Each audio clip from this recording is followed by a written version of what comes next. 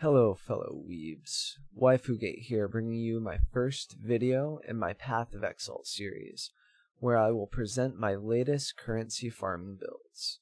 Today, I'll be showcasing my Windripping Spider Forester. If I had to ballpark it, I'd say I've made at least 400 Exalts in the last 3 weeks utilizing this build.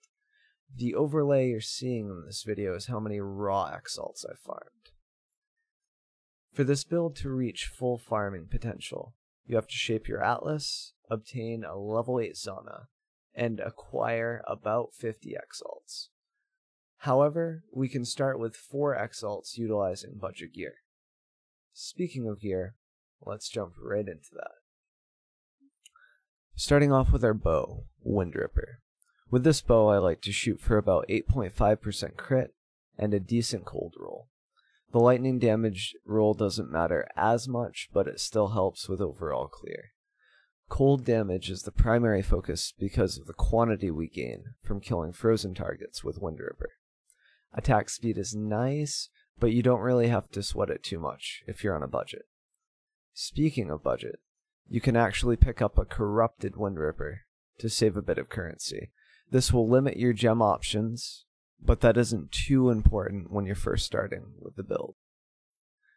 Moving along to the helmet.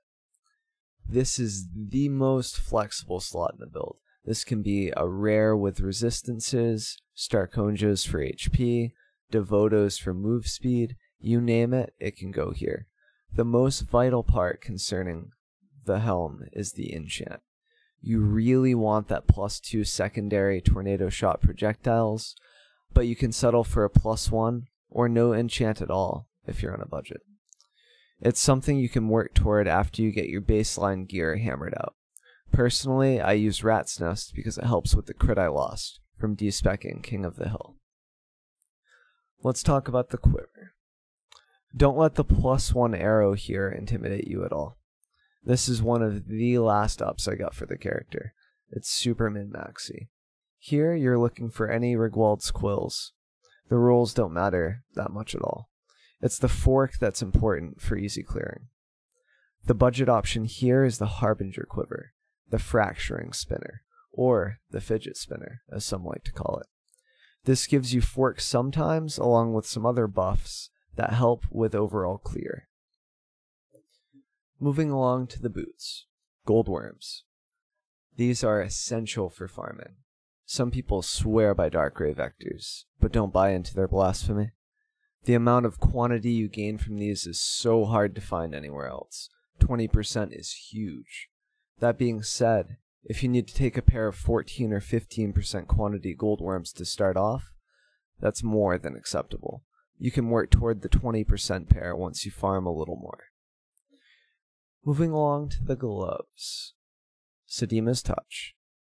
Once again, don't let the corruption intimidate you at all here. It's one of those min-maxy type of deals. Sedima's Touch are also high in quantity. If you need to, you can take a lower quantity pair to start off, similar to the strategy implemented for the Goldworms, until you can afford a better roll. The belt, Bisco's Leash. For a while I used Headhunter. I changed back to Bisco's Leash because I missed the item rarity on Rampage, and Rampage itself gave me a small minigame to play while inside my Spider Forest maps. The 5% quantity also helps, and having some cold res in the slot is super helpful. It frees up the res rolls normally required on jewels for more offensive options, or HP if that's your thing. Moving along to the rings. I use double Pariah. These aren't required and are kind of expensive. I think voling them is cheaper than buying them outright for 3 to 4x. The attack roll here doesn't matter that much at all. The +2 levels is nice for Grace and Ice Golem as well. If you compare the 30% quantity of double Pariahs to Perfect Ventors at 20%, it's not that big of a difference. I just like to push my quantity because the more quantity I have, the better chances a doctor drops. Budget option here is a Thief's Torment Ring with a 16% quantity roll. This will be amazing for cost efficiency. 2 Ventor rings with 8% quantity and no negative reses will run you way more. I wouldn't pay more than 15 to 20 C for the 16% Thieves' Torment. And now, the Amulet. Bisco's Collar. Enjoy it before the nerf. Getting one of these should be a top priority. I wouldn't run Spider Forest without one. It's as important as Zana level 8. And last but not least, Queen of the Forest. This is what gives us our clear speed. Zipping around trees has never been so much fun for me. The 6th link here isn't required, but it helps a lot. I'd push for a 6th link ASAP. We'll go over the gem links in just a second. For this, you want high evasion, okay life, and the best reses you can get. That being said, don't stress about the rules too much, especially if you're on a budget. Moving along to the Flasks. On a general note, I prefer experimenters over other prefix rules. Do what you will. Jade of Reflexes. I use this for movement speed. Quicksilver of Adrenaline. I use this for more movement speed. Diamond Flask of Staunching. We need a bleed flask somewhere, and our crit is kind of low, so the diamond makes the shattering more consistent. We've got a Stibnite of Warding. Curse removal is a must for LE weakness and temp chains maps. The evasion also helps, you guessed it, with more move speed. Dying Sun. Not required, but helps with clear speed. If you can't afford one, just use a sulfur or whatever other flasks you prefer. So let's get into the gem links. We'll start with our 6th link in Queen of the Forest. We use Tornado Shot, elemental damage with attacks, added cold, greater multiple projectiles, Ice Bite, and Chain. For a 5 link, simply drop Ice Bite. Moving along to the other 6th link, we have Barrage, added lightning, elemental focus, elemental damage with attacks, slower Parage, and added cold damage. This 6th link, however, is nowhere near required. Instead, you can have a corrupted bow with no gems at all. This is purely quality of life on bosses. You can even skip the boss, or, for a budget option for single target damage, you can simply swap Chain out for slower projectiles in your main setup. Moving along to the gloves. Herald of Ice, Curse on Hit, Assassin's Mark, and Item Rarity. I know I don't have this on PoE Builder or on my character, but this is what you use until you're in a min-maxi state. It gives you a power charge engine on a budget, and you still net item rarity in your link setup. Currently, I'm using Herald of Ice, Item Rarity, Culling Strike, and Innervate, but that's only because I'm using a different curse and I have a different power charge engine. Boots. This is your flex setup. Blink Arrow is nice, but not required. If I didn't have pariahs, I'd put my Grace and Ice Golem here.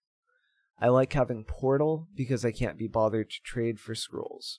Personally, I have Blink Arrow, faster attacks, Culling Strike, and Portal. Moving along to the helmet, we have Cast when damage taken, Increased duration, Immortal Call, and Vol Haste. Nothing special here, it's all pretty standard. On a side note concerning Grace versus Wrath, this is a question that comes up in my Twitch chat here and there. I chose Grace over Wrath not only because of the int requirement on Wrath, but also because I wanted more movement speed with Grace. I felt that it was a stronger choice overall. And it's just way easier to gear without having to push more int than I already have to. As far as Pantheons are concerned, we go Soul of the Brine King to avoid stun. I've also done some experimenting with the physical damage one. Both of them are okay, but I felt that if I didn't have Brine King on, I was dying to stun a lot more often. The other one is Soul of Yugal. Soul of Yugal makes it so that we take less reflect damage, which means we die a lot less to that. We can still die to reflect in minus max res maps, but it's not as bad as other characters that I've played. Moving along to the ascendancies and skill tree passives. We've got Raider. I usually grab Avatar of the Slaughter first, and then Avatar of the Veil following that. I am frequently asked how I cap my reses, or even more frequently asked if I'm res capped at all. Here are my reses. I am res capped. To cap my reses, I use Weathered Hunter, Cloth and Chain, Survivalist, and Nullification, alongside some jewels with reses, such as this one with 10% all res, and then we've got one here with all res and a dual res. The rest of the tree focuses on elemental damage, such as Primeval Force, Forces of Nature, and Fangs of Frost. The elemental damage on tree scales the flat damage from Windripper, both the cold and the lightning. Moving along to the life and mana engine. I use Soul Raker converted via Lionized Fall to get a mana and life leech engine. The rest of these nodes leading up to it are also very good. They net you 60% crit chance, 6-0, and 45% crit multi, 4-5.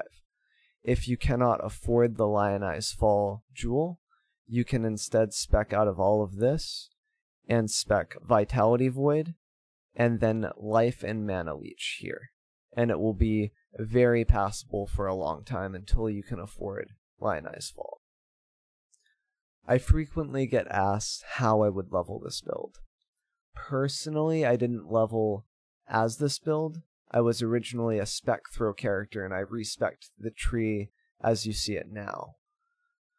If I were to level again, I would grab a Stormcloud bow and just level with Stormcloud until I could swap to Windripper. I've actually had a few people in Twitch chat that have told me that the leveling has been very smooth with Stormcloud. If I were leveling Stormcloud, I would go this way, pick up Primeval Force, maybe Forces of Nature, and along the way pick up Acrobatics, stuff that's going to help you out. And then I would grab the Frenzy Charge if I had the Raider Ascendancy point for Way of the Poacher. Side notes about the tree before we move along. The Blue Nightmare is not required. I went over this a little bit in the gem descriptions, but you can use Assassin's Mark for a while. This was another one of those min-maxy things. Not required at all. I also hate King of the Hill. The knockback and breaches is so annoying that I almost lost my mind. So I spec'd out of that and made up the crit difference with Rat's Nest. That being said, as long as you have around 35% crit without the diamond, you're going to do fine in the Spider Forest map. Also, bandit choices. I chose to go with the +2 skill points. I killed all. Mainly because the 2 skill points can net me as much resistances or more than Illyria could give me. And I'm not scaling crit that much, so the crit multi isn't really that effective. So I didn't prioritize it as much. So definitely kill all, but it's preference if you want Illyria. It's up to you. So you guys don't have to rewind the video 50 million times to get a clear view of my skill tree. I'll be leaving a few links in the description below. One of these links will be my paste bin for PoE Builder, so you can see my gear, my skill tree, my skill gems. All of that will be easier to see. For those of you without PoE Builder, I'll be leaving a link to my character profile so you have easy access to the skill tree. Concerning the Atlas and map investment, I use 3 sextants per set. I go 2 yellow, Thicket and Mudgeyser are my yellows, and then Spider Layer is the white. I usually will not use the red. Exceptions are when I have 3 other really good mods, including Breach. I sometimes feel frisky, and I slam this with a red sextant. It's very rare, though. So 2 yellows, 1 white. As far as actual investments in the map, I breach every single map. Every map. You have to have Zana level 8 to farm the Spider Force efficiently. It's required. If you don't have Zana level 8, you can instead farm Dunes with 2 white sextants. It's like 1, 2. And you make a lot of money here, and you can just chill out there until you have Zana level 8. As far as map investment, I 4 chisel each map, and I roll for pack size and quantity. I use 2 combinations for this. One is 90% quantity, and then at least 15% pack size or 10% pack size. For the other side of it, it's like 75 to 80% item quantity with 20% or higher pack size. And every time I get 30 to 40% pack size, I keep it no matter what the quantity. Dead mods. Dead mods include Elemental Damage Reflect, 90% chance to avoid ailments, and cannot leech. The reason why 90% chance to avoid ailments is dead is because our Windripper's quantity, which is 15%, which is pretty good, will no longer apply if we can't freeze the enemies. So it's a dead mod to me.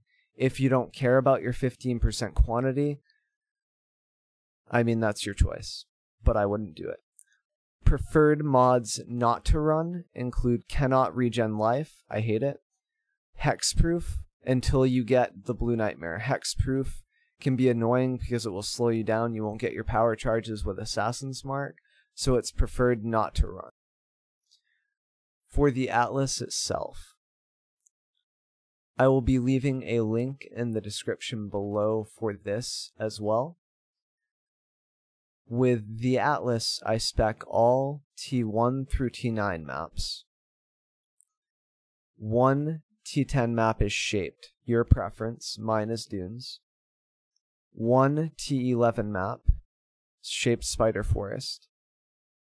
0 T12 maps. You see this vault? It doesn't exist. This is a science project. I pick up as many unique maps as I can for bonus purposes, and then I also pick up all T13 and higher maps. So T13 through 16, I pick up all of those for bonus. So in reality, I have 104 bonus without vaults, because that's a science experiment, right? And that's what I do for the Atlas. That'll pretty much wrap things up, guys. If you have any questions concerning the build, you can stop by my stream. It's the same as my YouTube, waifugate at twitch.tv. I will also answer any questions asked in the comments below. Thanks for tuning in, guys, and I hope you are looking forward to the next video in my Path of Exalt series.